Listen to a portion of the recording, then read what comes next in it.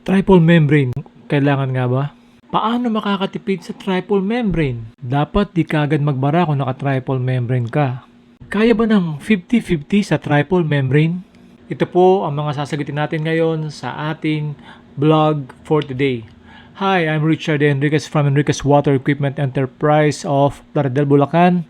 And today, bibigyan ko kayo ng mga clues kung paano natin dapat i-connect yung triple membrane or i-discuss natin ng one connection na usually nakikita ko sa site kung paano nila kinoconnect yung triple membrane. Come on, so let's go!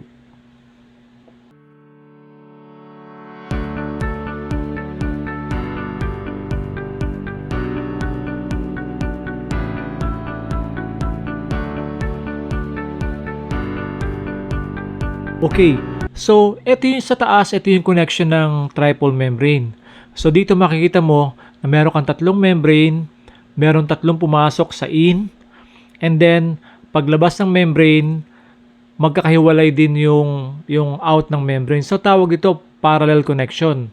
So separate yung kanya-kanyang pasok, one in, one out, tapos second membrane in, second membrane out, tapos third membrane in, third membrane out. So parallel connection to. So usually pagka na-site ako, ito yung nakikita kong connections na ginagawa ng ibang installer. So ang problema rito, dapat po pagka magko-connect tayo or magkakabit tayo, magka-calculate din tayo. Check din natin yung mga TDS ng tubig. Hindi pwedeng connect ng connect, hindi pwedeng nakita mo ron. Gagayahin mo na lang. Ang ganda pala ng tubig doon or malakas pala yung motor noon. So dapat alam mo yung size ng motor mo, kung kaya ba ng size ng motor o hindi. So yun po yung mga bagay yung dapat na alalahanin. So dito kasi yung 3,000, actually 2,008 gallons per day yung mga film tech, yun ang sa datasheet niya. And then, sabi niya sa datasheet, it's around 30% product and 70% reject. So, sa isang membrane, hindi pwedeng 50-50. Ewan ko na lang, yung sabi nila, mga China membrane, ganun daw. So, kung hindi magbabara, nasa kanila yun. But ako, I will go with the datasheet nung film tech. So, 30-70 tayo.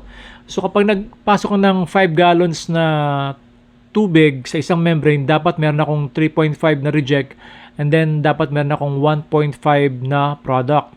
And then syempre magko-corresponding yun regarding sa TDS, temperature ng tubig, pressure, pero assume na natin yung 3.5 and 1.5 product. So tatlong membrane, 1.5 plus 1.5 plus 1.5 equals, dapat meron akong 4.5 na gallons per minute na product. And then yung reject ko, dahil 3.5 plus 3.5, 7 plus 3.5, so approx, so 10.5 gallons per minute na reject. So, kapag kinunik ko yung tatlong membrane in parallel, magkakaroon ako ng 4.5 na product versus 10.5 gallons per minute na reject. So, mag-iisip ka ngayon, parang ang taas ng reject, no? So, ba't ka pa nag-parallel kung ganun kalaki yung reject? Bakit pa natin ginawang parallel? 10.5 yung reject, 4.5 yung product. So, sa akin parang mali yun. And then, syempre, gagawin ng technician, papantayin niya yan. Kininstall yan eh. Syempre, hindi pwedeng ganun kataas. So, itataas na yung pressure sa needle valve from 100, 120, 130, ma-maximize na ng 150 para makuha niya yung, maybe makakuha siya ng 5 gallons na product and then 5 gallons na reject. Pero kung iisipin mo, 5 gallons yung reject. So, i-divide mo ng tatlo. So, parang magiging 1.5, mga 1.7 ang isa. So, ang reject na lang is 1.7. So, 1.5 yung product, 1.7 yung reject ng bawat membrane.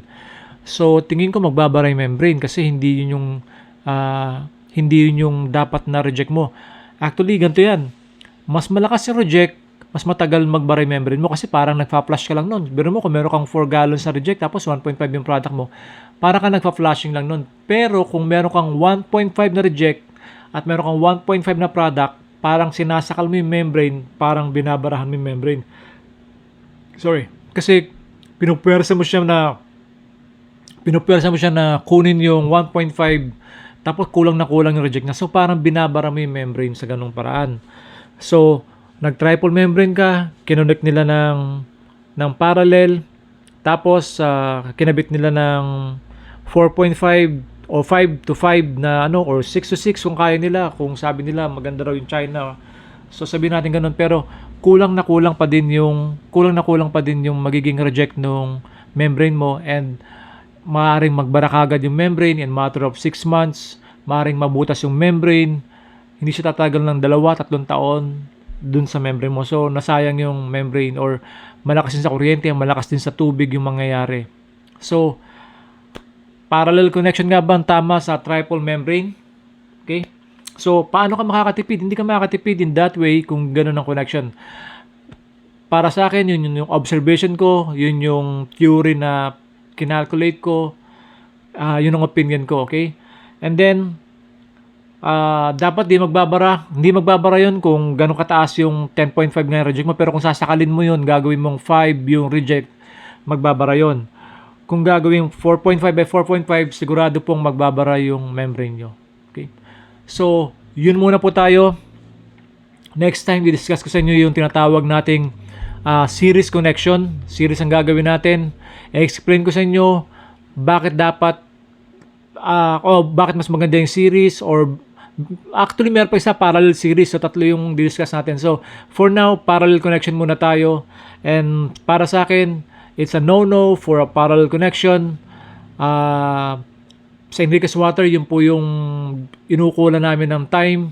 Mag-design po ng membrane. Siyempre, analyze natin yung water coming in, water coming out. Dapat na reject water ang required production nung membrane. So, i-calculate natin yun. Hindi pwedeng nakita mo ron, kakabit mo na kagad, or wala kang any theory behind this installation mo. Okay? Kaya, maraming salamat for now, and follow me, share the video para po yung iba matutunan ng pakonti-konti, and gaya na sabi ko, hindi lahat ng sasabihin ko tama, hindi ako perfecto, pero I based my theory, yung tinuturo ko po sa experience ko. 15 years po ako sa water refilling station, water industry, and then nag-aaral din po tayo, nagbabasa rin tayo ng mga things about purification. Okay? So, Richard Enriquez from Enriquez Water Equipment Enterprise ng Plaridel, Bulacan. Meron po kaming branch sa Dollar Street, North Fairview. Kompleto rin po yun. Manage ng web ko si Reggie Enriquez. And yun po, gaya po ng sinasabi ko, now nagre-rehab kami, nagre-rehab po kami, nag-install kami. Pwede niyo po ako makontak, message niyo po ako rito. In case gusto niyo po ng aming installation, meron po kaming bagong innovation sa water refilling station.